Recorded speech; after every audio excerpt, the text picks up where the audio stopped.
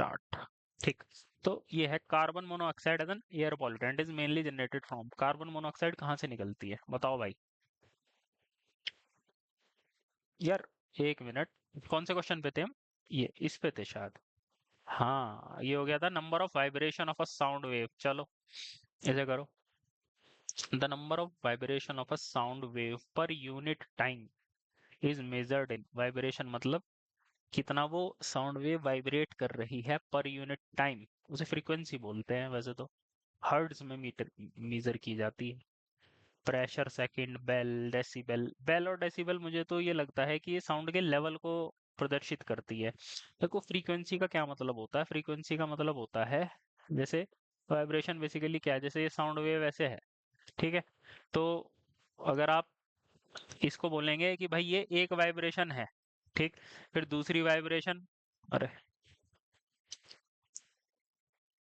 दूसरी वाइब्रेशन क्या होगी, दूसरी वाइब्रेशन ये रही, लाइक दिस, ठीक। तो यहाँ पे क्या है, टू वाइब्रेशंस हो गई। तो हर सेकंड में कितनी वाइब्रेशन हो रही है उसको हम बोलते हैं फ्रीक्वेंसी। और फ्रीक्वेंसी को किस में मापा जाता है, हर्ट्ज में मापा जाता है। तो मेरे हिसाब से इसका यही आंसर होना चाहिए। ये बेसिकली फिजिक्स के क्वेश्चन हैं जो 12वीं में पूछे जाते हैं।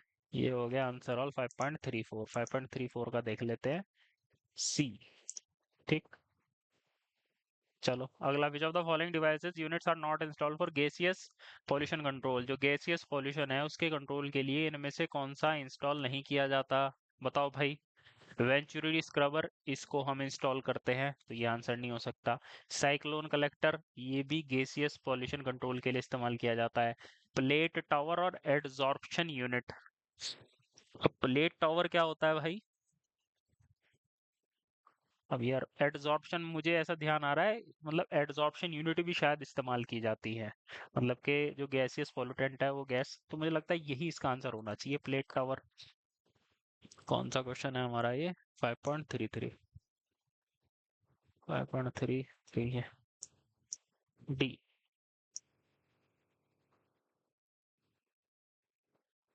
डी, डी दिया हुआ है इसका आंसर। साइक्लोन कलेक्टर, नहीं भाई ये क्वेश्चन, देखिए यार, साइक्लोन कलेक्टर तो गैसियस पॉल्यूशन कंट्रोल के लिए इस्तेमाल होता है। इस क्वेश्चन ये इसका आंसर इन्होंने डी दिया हुआ है, इसको हम छोड़ते हैं, ये बिना मतलब कंफ्यूज कर रहा है। आगे चलो, कार्बन मोनोऑक्साइड कहाँ से जनरेट होती है बताओ भाई। ऑटोमोबाइल से, open burning of garbage, garbage को अगर आप खुले में जला रहे हो, रिफाइनरी से, या एग्रीकल्चरल एक्टिविटीज, किससे होना चाहिए भाई Ajay.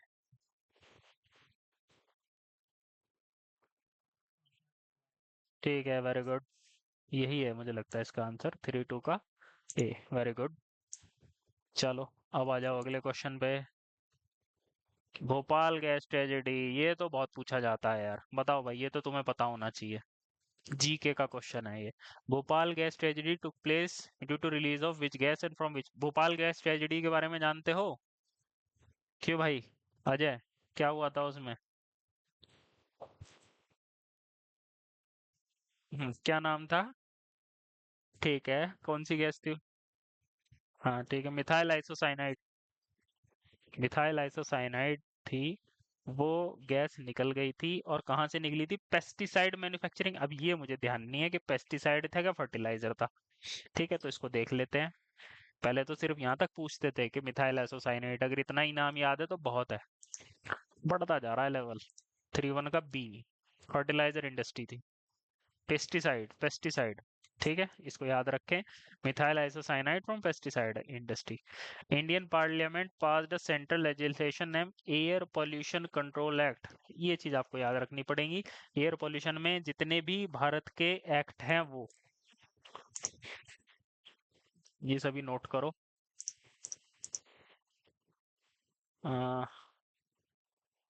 Pollution control acts in India, ठीक है, ये देखो दुनिया भर के एक्ट्स आ जाएंगे। ये है आपका, एक तो ये हो गया जैसे एनवायरमेंटल प्रोटेक्शन एक्ट 1986 का। एक ये है air prevention and control of population 1981 का।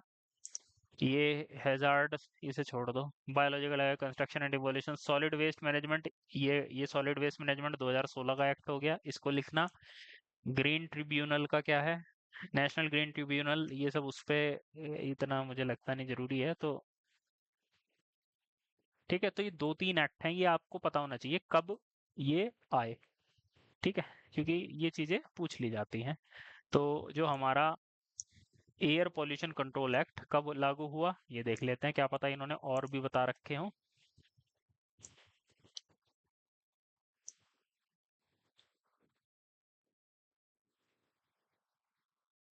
नहीं बताया। 30 का हो गया बी। ठीक, इसको याद रख लीजिए। 1981 में आया। ठीक है, चलो, इंपॉर्टेंट है ये। एक है, select then correct statement regarding biomedical waste segregated into red colour bins as per the rule. ये जो इनकरेक्ट स्टेटमेंट निकालना है, बायोमेडिकल वेस्ट के segregated into red coloured bin as per rule, ये दीज में कंटेन ह्यूमन एनाटॉमिकल वेस्ट, जो human है उसका एनाटॉमिकल वेस्ट हो सकता है इनमें। दीज वेस्ट में माइक्रो दीज वेस्ट में माइक्रोवेव डिस्पोजेबल, क्या मतलब? दीज वेस्ट में microwave disposal. These waste need to be incinerated for disposal, मतलब इनको जलाना चाहिए। दीज में कंटेन केमिकल सॉलिड वेस्ट, हमें क्या ढूंढना है इनमें? Incorrect statement. यार अब इनकरेक्ट स्टेटमेंट क्या होगा इसमें से? जो बायोमेडिकल वेस्ट समझते हो, जो हॉस्पिटल से निकलता है, ठीक है। तो ह्यूमन एनाटॉमिकल वेस्ट हो सकता है इसमें भाई, कुछ एनाटॉमी वही कुछ उन्हीं से संबंधित होता है ये, ट्रीटमेंट से। दीज वे में माइक्रोवेव डिस्पोजल, भाई कुछ डिस्पोजल होता है माइक्रोवेव, आई डोंट नो, मतलब ये कुछ अजीब सा कहना चाह रहा है, पता नहीं क्या कह रहा है ये। दीज वे need to be incinerated for disposal, मतलब इनको जलाया जाता है, हमें नहीं पता क्या किया जाता है। दीज में कंटेन केमिकल सॉलिड वेस्ट, हाँ ये हो सकता है। अब इसका आंसर पे जाते हैं, 30 पे। ये भी नहीं दिया इन्होंने। 30 का है बी। बी का मतलब दी स्पेस में माइक्रोवेव डिस्पोजल, ठीक है। एक तो इसको आप हिंदी में कन्वर्ट नहीं कर सकते, क्योंकि क्योंकि ये इन्होंने गलत लिख रखा है, पता नहीं क्या लिख रखा है, मतलब कि ये वेस्ट जो डिस्पोजल है उसको माइक्रोवेव कर सकते हैं, हटाओ भयंकर कुछ ही पूछ रखा है। इस पर आओ। Which of the following is not a method of noise abatement and control, noise को कम करने का और कंट्रोल करने का तरीका कौन सा नहीं है, बताओ भाई। सिंपल सा क्वेश्चन है ये, इस तरीके के क्वेश्चन आते हैं भाई एसएससी में। एक भी वैसा क्वेश्चन नहीं है, थोड़ा टाइट सा। बताओ जल्दी। Plantation of thick and high vegetation along road side and rail, rail और रोड साइड के साइड में बड़ी वेजिटेशन लगा देना भाई, इससे तो नॉइज कंट्रोल होता है। तो ये हमारा आंसर नहीं होगा। Proper maintenance of vehicle, vehicle का प्रॉपर मेंटेनेंस, भाई मेंटेनेंस करोगे तो आवाज कम करेगी गाड़ी। ये भी हैफाजर्ड प्लानिंग ऑफ सिटीज, उल्टी सीधी आपने जो प्लान कर रखी है सिटी, तो ये इसका आंसर हो सकता है। Enforcement of legal laws and ordinances, अगर आप जो लीगल लॉ है तो इससे भी नॉइज कंट्रोल होगा, ठीक है। सी, जैसे आपने देखा होगा, जो वैसी गाड़ियां होती हैं जो देहरादून में चलती नहीं है, वे नीले रंग की बसें जो होती हैं, जैसे कहाँ आईएसबीटी से आईटी पार्क है ना, उनमें देखना कितना पोल्यूशन करती हैं वो, ठीक है। उनके साइलेंसर में से हमेशा धुआं निकलता रहता है, लेकिन जो आरटीओ वाले हैं कभी उनका चालान नहीं काटते, क्यों? क्योंकि पहले ही उनका हिसाब किताब हो जाता है कि वो पहले ही पैसे वैसे दे के रखते हैं कि अगर हमारी गाड़ी का इंजन खराब चलेगा तो हमें ज्यादा पैसे मिलेंगे, ठीक। तो वही चीज है, तो क्योंकि आपने लीगल लॉस को एनफोर्स नहीं कर रखा है, तो ये हो गया आंसर सी। चलो आगे। Which of the following particulate pollution control can not be use for ये थोड़ा सा फिर भी ठीक आ गया। 50 माइक्रोन से कम साइज का पार्टिकल इनमें से किसके द्वारा बाहर निकाला नहीं जा सकता, ठीक है। बताओ। ग्रेविटेशनल सेटलिंग चैम्बर, वो सेटलिंग चैम्बर जो ग्रेविटी से वो करते हैं, इलेक्ट्रोस्टैटिक प्रेसिपिटेटर, साइक्लोन कलेक्टर और स्प्रे टावर। देखो भाई, पहले बताओ अजय क्या होना चाहिए आंसर इसका?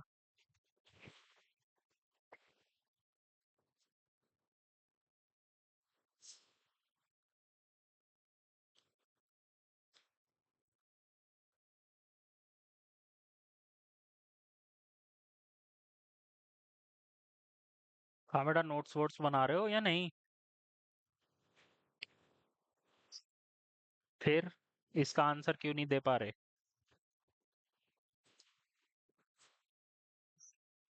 Very good.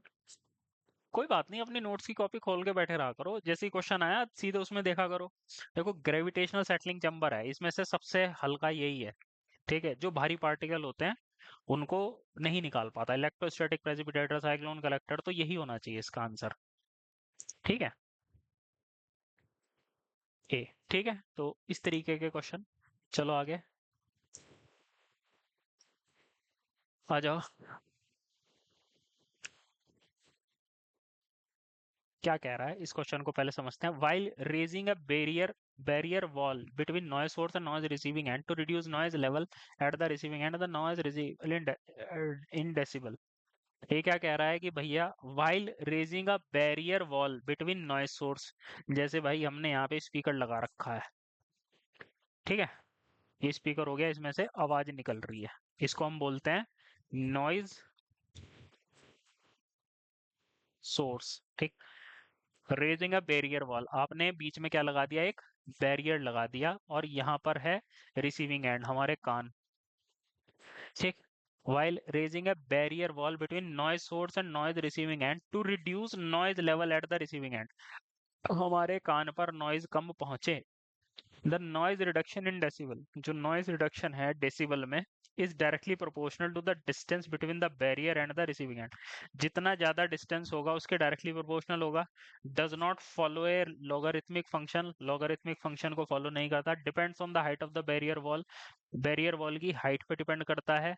अगला क्या है, is directly proportional to the wavelength of the sound, sound की वेवलेंथ के प्रोपोर्शनल है। भाई ये मुझे जो क्वेश्चन लगता है ये आउट ऑफ सिलेबस टाइप का क्वेश्चन है, मतलब हमने इस तरीके की चीज तो पढ़ी नहीं, बैरियर वॉल का क्या फंडा होता है। बाकी आगे देख लेते हैं। 5.26 का इन्होंने कुछ एक्सप्लेनेशन दे रखी है क्या। ये दे रखा है भाई, noise reduction due to construction of barrier wall, barrier wall आप लगाते हैं तो नॉइज रिडक्शन इस फॉर्मूले के अनुसार निकाला जाता है, जो कि लॉगरिथमिक फॉर्मूला इस्तेमाल करता है।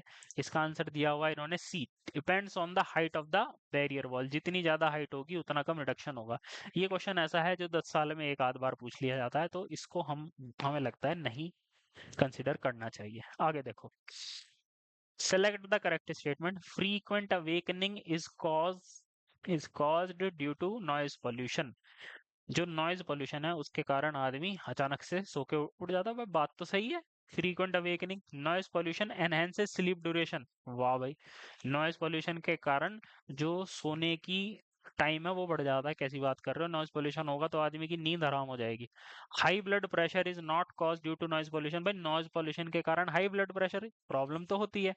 Due to noise wild animal become more active, noise के कारण जो वाइल्ड लाइफ एनिमल है वो ज्यादा एक्टिव हो जाते हैं। यार अब पता नहीं, अब वाइल्ड फ्रीक्वेंट अवेकनिंग, भाई मुझे इसका ए ही आंसर लगता है, और वाइल्ड लाइफ एनिमल क्या पता एक्टिव ना होते हों, we are not sure about this. तो 5.25 का हम ए कर देते हैं। और क्या है इसका answer,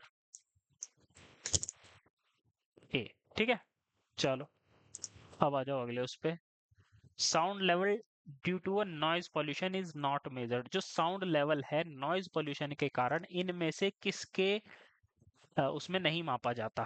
sound level noise pollution, भाई बेल में मापा जाता है, डेसिबल में मापा जाता है, माइक्रो पास्कल में भी माप सकते हो, प्रेशर की यूनिट है ये, मीटर पर सेकंड में तो स्पीड मापी जाती है। तो इसका आंसर हो जाएगा ए। क्यों भाई अजय। ठीक है, चलो करो भाई। As per noise pollution rule, noise pollution rule 2000 के अनुसार the permissible limit of noise in decibel during night residential area, मैंने कहा था कि ये लिमिट लिखनी है। क्या होगा इसका आंसर।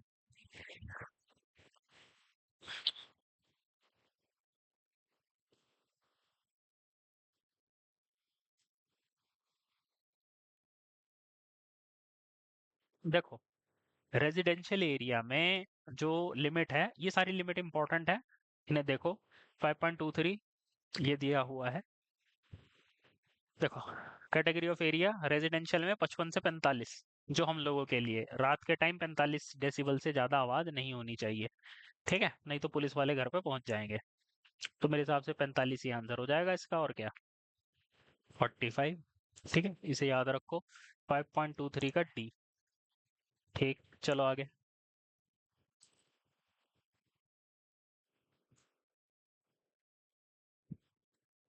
ठीक है, चलो। CPCB, central pollution control board of India, function under, किसके अंदर काम करता है? Ministry of science and technology, environment, forest, home affair, earth sciences. मुझे लगता है पॉल्यूशन कंट्रोल बोर्ड इसके अंडर काम करता होगा यार, minister of environment, forest and climate change. है ना, कॉमन सेंस तो यही कहता है। बी। ठीक है, आगे चलो। Calculate the sound pressure level in decibel for the sound pressure. करो भाई इस क्वेश्चन को। साउंड प्रेशर लेवल आपको दिया गया है। Calculate the sound pressure level in decibel में आपको कैलकुलेट करना है। साउंड प्रेशर आपको दिया हुआ है 20 गुना 10 की पावर 3 माइक्रो पास्कल। करो इस क्वेश्चन को, कैसे करोगे?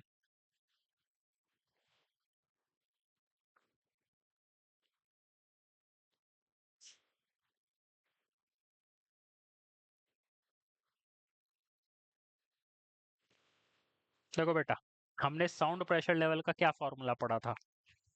20 log base 10 Q/Q0। ठीक है, यही पढ़ा था।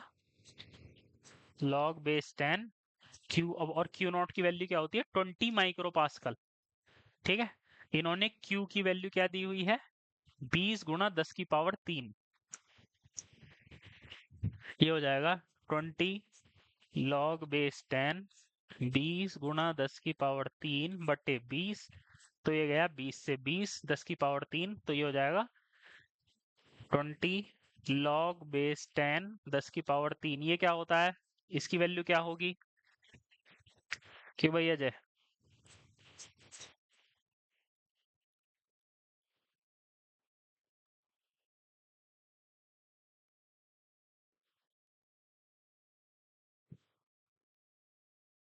देखो इसका क्या मतलब है? इसका ये मतलब है 10 की पावर कितनी बढ़ाई जाए कि 10 की पावर 3 हो जाए?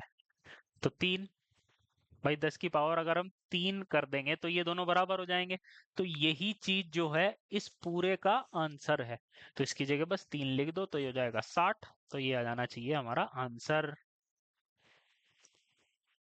60 तो है ही नहीं इसमें कहीं, तो मैंने कहीं फॉर्मूला गलत लगा दिया। 5.21 देखते हैं।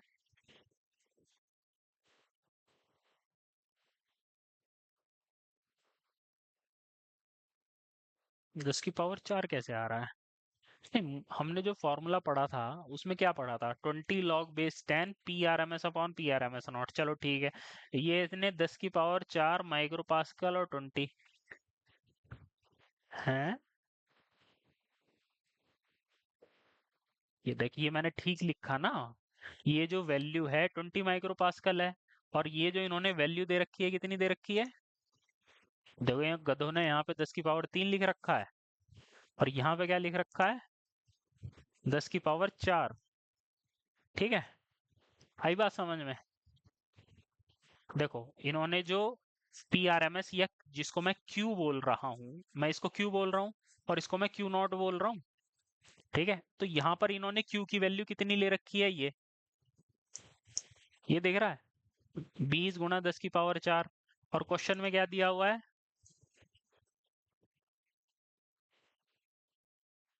क्वेश्चन में ये दे रखा है 10 की पावर 3। ठीक है, तो इसे यहाँ पे ठीक कर लेना। इन्होंने गलती से यहाँ 3 लिख दिया, यहाँ 4 है। ठीक है, जैसे ही 4 हो जाएगा यहाँ पे, तो जो हमने सॉल्यूशन किया था यहाँ 3 की जगह आ जाएगा 4। और आपका जो 20 है वो किससे गुणा हो जाएगा? 20 गुना 4 बराबर हो जाएगा 80 डेसिबल से।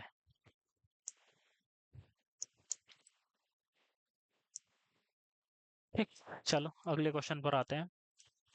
इनिशियली, प्रारंभ में, the central pollution control board, जो सीपीसीबी है, central pollution control board, constituted only for the control of, जो पहले सीपीसीबी था, किस पोल्यूशन के कंट्रोल के लिए था? Noise pollution, water pollution, soil pollution, air pollution. मुझे लगता है एयर पोल्यूशन के लिए होगा, क्योंकि भाई यही सबसे खतरनाक पोल्यूशन होता है हमारे यहाँ। देखते हैं भाई क्या हमारा तुक्का सही है। 2-0। 2-0 का दिया नहीं। बी। बी का मतलब वाटर पोल्यूशन। ठीक है, वाटर पोल्यूशन के लिए था। इसको आप नोट कर लें। चलो अगले क्वेश्चन पर।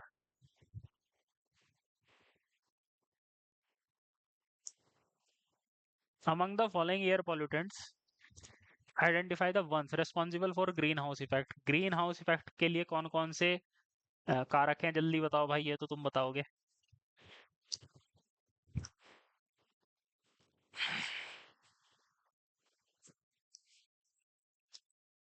ठीक है, गुड।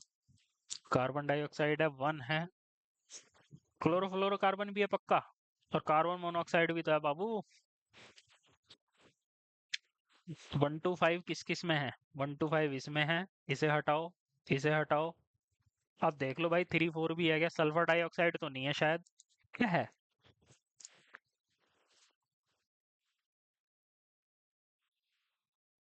क्लोरोफ्लोरोकार्बन पक्का है ना? या नहीं? CFC से क्या ग्रीन हाउस इफेक्ट होता है?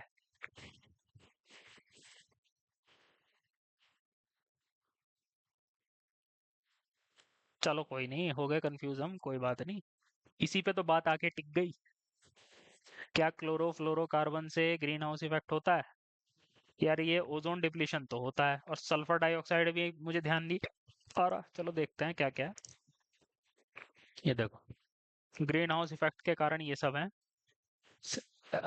Air pollutant responsible for the green house effect: carbon dioxide, CH4, NOx, CFC, perfluorocarbon, SFC। क्या बी दिया हुआ है इसका आंसर? बी का मतलब कार्बन मोनोऑक्साइड से ग्रीन हाउस इफेक्ट नहीं होता? कैसी बात कर रहे हैं यार ये? कहाँ है हमारा वो चैप्टर जहाँ हम देख रहे थे?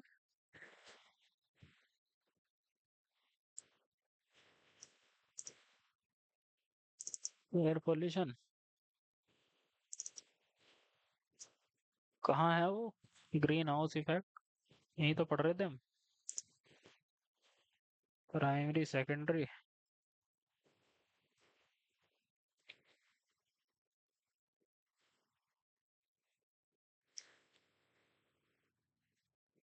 ये रहा। यार कार्बन मोनोऑक्साइड मुझे यहाँ पे भी नहीं दिख रही।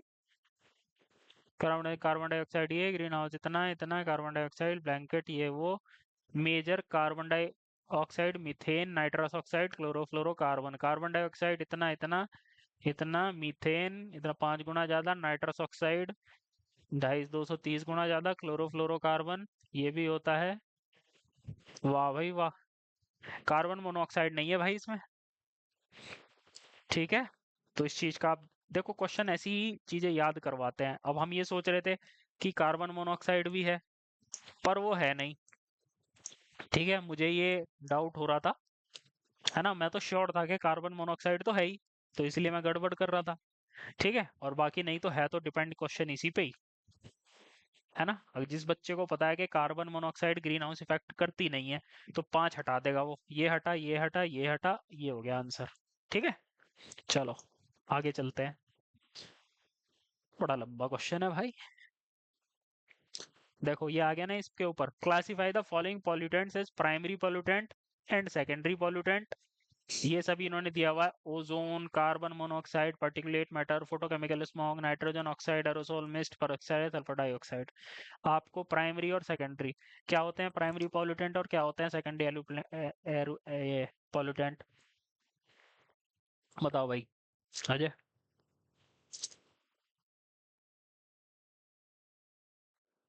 अच्छा, ठीक है, गुड। तो इसने क्या कह रखा है? प्राइमरी पॉल्यूटेंट इसने बोल रखा है कार्बन मोनोऑक्साइड, चलो ठीक है। पर्टिकुलेट मैटर, चलो ठीक है। Nitrogen oxides, hydrocarbon, sulphur dioxide. यार जो सेकेंडरी पॉल्यूटेंट है इसमें इसने ओजोन कह दिया। फोटोकेमिकल स्मॉग ये भी ठीक है। Aerosol mist, proxy acetyl nitrate. भाई पहला ठीक लग रहा है। देखो जो हमें सेकेंडरी पॉल्यूटेंट है ना वो पता होना चाहिए, पैन पीबीएन। देखो सेकेंडरी पॉल्यूटेंट जो होता है ना, गिने चुने हैं। कहाँ गया? जो अभी देख रहे थे हम। ठीक है, छोड़ो इसे। इसमें दूसरे वाले में इसने क्या कह रखा है? ओजोन प्राइमरी पॉल्यूटेंट में ओजोन डाल दिया। क्या ओजोन प्राइमरी पॉल्यूटेंट है? नहीं ना, ओजोन तो सेकेंडरी है। हमने लिस्ट कहाँ देखी थी वो? देखो ये आप ऐसे देख सकते हो, जैसे चौथा ऑप्शन है एलिमिनेट करते हैं, इसने पेन, पेन पक्का हमने सेकेंडरी पॉल्यूटेंट पढ़ रखा है, इसे काटो, इधर आओ, इसने फिर पेन को, फिर प्राइमरी पॉल्यूटेंट, इसे भी काटो, इस पर आ जाओ। अब ये है ओजोन फोटोकेमिकल स्मॉग। जो फोटोकेमिकल स्मॉग है ये तो नहीं होता मुझे लगता है, क्योंकि फोटोकेमिकल स्मॉग दो या दो से अधिक चीजों से मिलकर बना होता है आई थिंक। ठीक है, तो सेकंड भी हटेगा, फर्स्ट हो जाएगा इसका आंसर, एयर पोल्यूशन 5.18। बहुत इंपॉर्टेंट है ये, बहुत पूछा जाता है, तो इसलिए आप इसका ध्यान रखें। आपको तो सेकेंडरी और प्राइमरी रटे हुए होने चाहिए देखो। और सबसे ज्यादा जरूरी है सेकेंडरी पोल्यूटेंट, सिर्फ चार है, चार आसानी से याद हो जाएंगे, ओजोन, फोटोकेमिकल स्मॉग, एरोसेल और पैन। ठीक है, और बाकी primary carbon monoxide, particulate nitrogen oxide, hydrocarbon, sulphur dioxide, ये आपको याद होने चाहिए। चलो अगले क्वेश्चन पे। Identify the one which is not an ozone layer depleting chemical. वो केमिकल जो ओजोन लेयर को डिप्लीट नहीं करता है वो कौन सा है? नहीं करता, बताओ।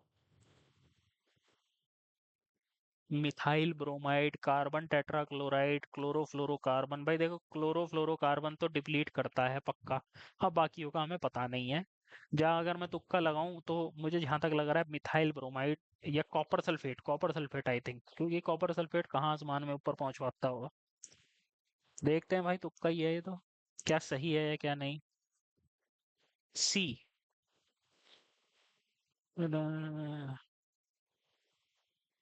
सी, सी का मतलब कॉपर सल्फेट। ठीक है, कॉपर सल्फेट ही है, कॉपर सल्फेट प्रभावित नहीं करता, बाकी आप लिख लेना बेटा इन सब चीजों को। ठीक है, इसको नोट कर लेना, क्योंकि एसएससी के जो क्वेश्चन है मुझे लगता है पक्का आरआरबी उठाएगी, क्योंकि एक तो लेवल आसान होता है। Best procedure for disposal of batteries containing heavy metal, क्या करोगे उनका? डिस्पोजल इन लैंडफिल नहीं, रिसाइकिल किया जा सकता है, डंपिंग नहीं, बर्निंग नहीं, मुझे लगता है रिसाइकिल ही इसका बेस्ट ऑप्शन है, रिसाइकिल ही होती है। आपकी गाड़ी में, मोटरसाइकिल में जो बैटरी है उसे आप क्या करते हो? या घर में जो इन्वर्टर की बैटरी है वो 1000-2000 रुपए की वापस चली जाती है, और बाकी हम खरीद के ले आते हैं। जैसे होता है ना, भाई कार की बैटरी कितने की आती है? 6000 की। और पुरानी बैटरी कितने की जाती है? 1000 रुपए की। तो 5000 की हमें बैटरी पड़ती है, तो उसका रिसाइकिल होता है 5.16, रिसाइकल। ठीक है, चलो तो ठीक है बेटा, बाकी के क्वेश्चन आप करना। इतना हो गया, मैं देख लेता हूँ कोई इसमें न्यूमेरिकल तो नहीं है।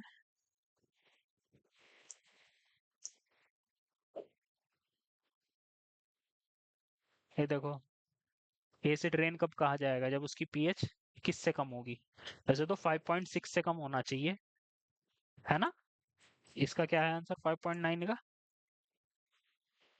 5.9 का है बी, वो ये 4.5 लिया हुआ है।